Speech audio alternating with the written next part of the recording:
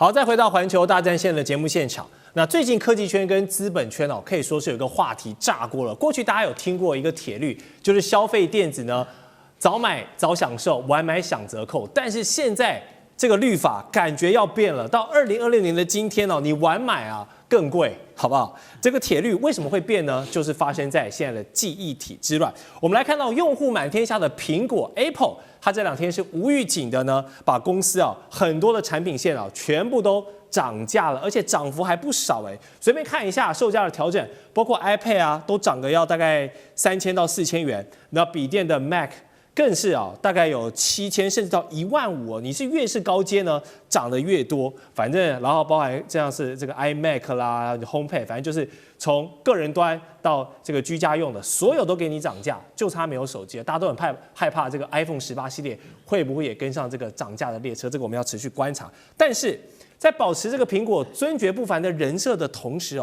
蘋果怎麼做？他把這些漲價的成本都轉嫁給消費者了，把消費者的荷包都震碎了。這背後的底層邏輯並不是蘋果死要錢而其實是被現在整個記憶體因為受到了 AI 整個大發展，供需已經失衡的這個記憶體之亂，而硬是要把成本轉嫁給消費者。委員，這一波蘋果的漲價潮，那之後這個我們知道 iPhone 要出新的嘛，會不會折疊機要漲到多少我不知道，但是我覺得 iPhone 也很有可能漲價。那如果明年要換折疊機，你還會想換機嗎？对，我想這分兩個問題來講就是現在我們看到的蘋果的這些電子商品的漲價，當然最主要的一個關鍵的因素是因為晶片的價格暴漲。對，那麼為什麼晶片的價格暴漲呢？因為做晶片的這些生產商他都把他的這個生產線轉到這個相關的 AI 的算力中心的這個所需要的晶片的生產上，因為那個價格更高，獲利更好。對，所以呢，傳統的這個像手機的這個晶片，包含像記憶體的晶片，大家恐怕就沒有這麼的有興趣了。那麼在這種情況之下，就是所謂的供需關係的改變嘛。那麼因此，當然這個記憶體的價格就飛漲。那更不要講說，因為最近的這個算力中心在做這個相關的配置的時候，那麼記憶體佔了一個很重要的角色。大概所以從去年底開始吧，全球的記憶體，特別是我們叫做 HBM 就是這個高頻寬記憶體的價格就是暴漲的。全世界生產高頻寬記憶體的3家公司都賺得盆滿缽滿的，就是這個韓國的 Samsung 對，跟這個海力士然後美國的美光嘛。那麼，因此，在這個過程當中，你說手機製造商他要得到這個符合他期待價格的這個記憶體的晶片，當然是很困難的。那麼，蘋果長期以來就是很習慣的把價格轉嫁給這個成本轉嫁給消費者。蘋果向來是幹這種事因為他覺得蘋果的這些使用者長期以來被 iOS 系統綁架嘛，所以你離開了我蘋果，你也去不了別的地方。但是如果你要講到像折疊機的話，我覺得這個就未必的問題了因為目前為止我們在市面上看到的折疊機，其實都有螢幕這個折痕的問題都沒有辦法解決的。就除非今天蘋果的折疊機真的能夠有效的解決這個問題，那麼當然對於很多想要追求新鮮的朋友來說，他可能會去選擇折疊機。但是如果你問我，就如果今天螢幕折損的這個問題沒有辦法解決那麼我要換折疊機的意願並不高，但是我要強調一點就是接下來蘋果馬上會面臨2個重要的考驗。第一個就是我們現在看到的 Mac， 對啊，漲那麼多。各位知道就是黃仁勳在今年的這個 Computex 提出了一個新的概念就是未來要打造所謂的 AI 電腦。對，各位可能會說，現在的電腦就有 AI 不一樣。現在的電腦是你下載了 AI 的模型跟工具，所謂的 AI 電腦是從一開始的設計就是以 AI 為主了。這個電腦打開來，它就是一個 AI 的這個代理人，一個 AI 的這個助理在這裡了。一旦這個生產線成型那麼接下來所有蘋果的這個 Mac 的這個當時的這個設計跟這個規劃，恐怕都會被顛覆。第二個更恐怖的來了就是 OpenAI 最近積極的挖了蘋果好多設計手機的重要工程師。OpenAI 準備在2年內生產出來一支 AI 手機。所謂的 AI 手機是什麼呢？ Google 的工程師針對這個新聞，他做了一個評論。他說，如果有一天 AI 手機真的成功了，那麼我們從2000年開始花了26年，用了幾百萬個 APP 打造的網絡世界，都會被一個螢幕給收掉了。所以未來的 AI 手機沒有 APP 了，你就直接跟他講話，他就會把你要做的事情做給你看，然後 demo 給你看，然後就會完成你所有的任務。所以如果今天 AI 電腦跟 AI 手機這條路真的走通了，那麼我認為對蘋果的產品來說，恐怕就是另外一個重大的考驗了。好，這一次蘋果漲價呢，其實也是反映了這個整個 AI 大時代下的一個縮影。但是華盛頓呢，天天在喊着我們要去中國化，我們要建立一個乾淨的供應鏈。結果自家一轉頭，自家這個科技大廠蘋果馬上就因為記憶體之亂受不了了，漲價。而且現在還游說白宮說，可不可以放行一下中國的記憶體大廠長興這個存儲的內存啊，看可不可以供貨給我，這樣我才能把這個價格壓下來，然後美國的通膨才不會更嚴重嘛。所以驀然回首才發現，哦，原來大家擋的這麼久的東西，在這種時候反而可以扮演這個蘋果的救世主，會不會是這樣一個情況？因為我們都知道中國的記憶體產能足，還有性價比很高。雖然它現在還沒有辦法做到像我們剛剛委員講的，三星、SK 海力士還有美光所做的那樣的 HBM 更高階的一個記憶體，但是那個主要是供貨給 AI 伺服器。如果中國長興存儲做來給車用，做來給手機用，這些消費端綽綽有餘了，而且又便宜、量大管飽，那你蘋果幹嘛？当然是想要啊。那這也無疑戳破了美國科技脫鈎的一個幻想。所以全球的消費者如果想要價格平穩、產能充足的電子產品，歷史哥，你覺得是不是還是沒有辦法脫離紅色供應鏈？講到這個就是記憶體的這個價格，我昨天才就下單了2個，剛好看到有特價，就趕快買了一個6TB 的這個 HDD， 再加上一個 SSD 2T 的。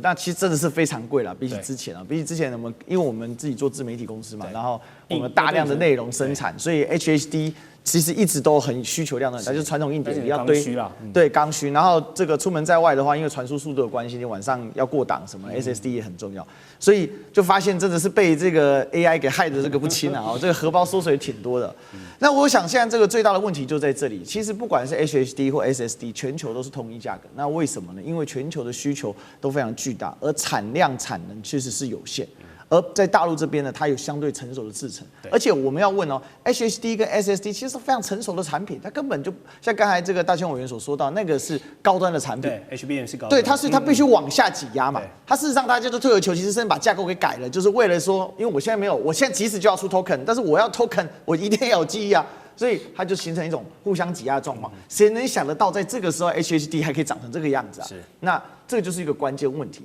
也就是說，雖然我們講算力的終端是電力，但是呢，算力的另外一個剛需是記憶力。所以現在這個關鍵，而記憶力的生產，全球最大生產力在哪裡？其實是在中國大陸，主要是成熟產制品，而且它從成熟產制品一直不斷的在往這個高端產品的方向在走。其實長興存儲已經這個除了它在大陸的需求，它不斷在擴產線之外，它事實上也一直在往上游在推進嘛，因為上游廠商也做不出來這麼多的量，所以因此你剛才提到一個關鍵了，所謂紅色供應鏈其實就是說能不能夠在供應鏈上去中化，因為這個牽涉到現在中美這個對決的態勢核心，因為美國現在很多的智庫在出具一個討論，就是說現在對於中國之間，尤其是鷹派的思考，它是屬於技術。然後科技研發，它是一個全面總體戰的一個部分，所以他們主張了還是要全面脫鈎。但是不管這些智庫再怎麼喊，為什麼 Trump 的做法是，那我今年要跟習近平見4次？這就是一個矛盾點嘛，這就是溫差。因為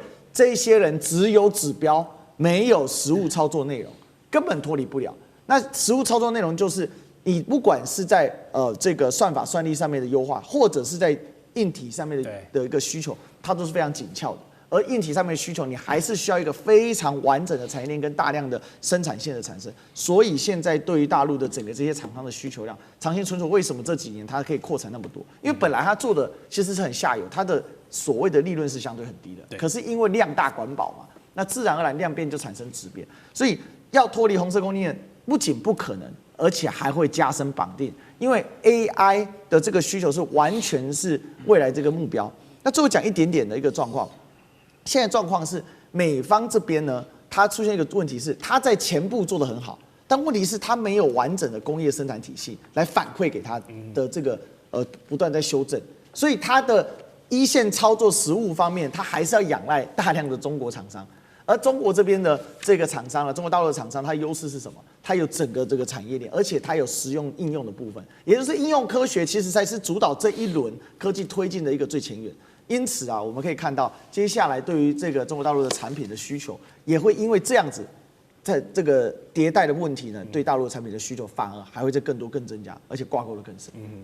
好，我們看到記憶體只是一個縮影哦，而且美中企業的這個黑名單攻防戰，其實也已經進入到一個拳拳到肉、精準肉搏的階段。什麼事情？6月初的時候，美國才剛剛氣勢洶洶的對包括了阿里巴巴、包括了比亞迪、百度在內等一票的中国企業被列入所謂的中國軍事企業的清單。但中國商務部也沒有示弱哦，馬上在端午連假的時候反擊拳就來了。連假一回來就是一記重拳，一口氣把10間的美國實體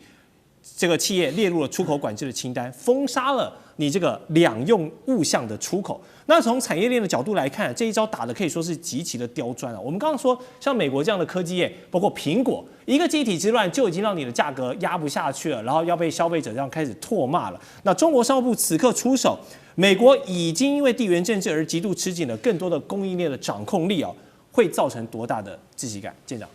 長，我們來看啊。其實之前，也就是我們講到6月8號的時候，對於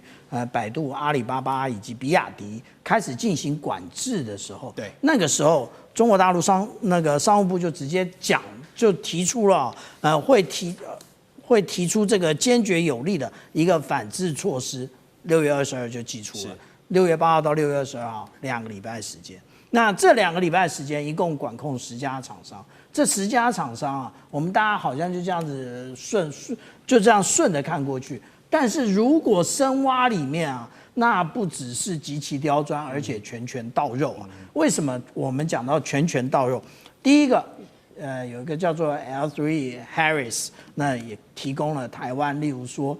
海坤艦的這一個潛望鏡，就是這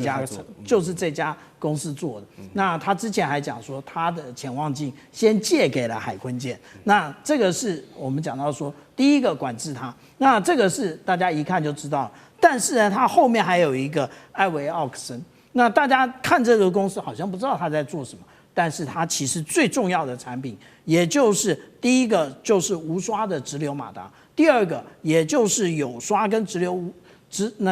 無刷的這個馬達的這一個控制單元。那這一個控制單元呢，控制什麼？無人機呀，所以也就直接打到無人機。那另外還有一家就是 IMSAR 的這家公司，这家公司到底做什麼？我們如果不是看這2張圖，我們還真不知道它其實做的也就是垂直起降的 MQ-35的這一種那個無人機。另外這一個是什麼？這一個也就是他在研究各種的這個飛機的夾艙啊。那現在這也就是我們如果來爬梳它裡面的內容的話，我們來看之前也就是管制稀土而已。那現在呢，不但管制你的稀土來源，還進一步的管制產品，也就是讓你美國慢慢的，我們未來就會看到，現在是 F-35，它所出口給盟友的或者他自己空軍用的，已經沒有 APG-85的這個天線了。為什麼？因為稀土的關係。那未來這個情況只會雪上加霜。了解。好，休息一下，我們待會再回到更多討論。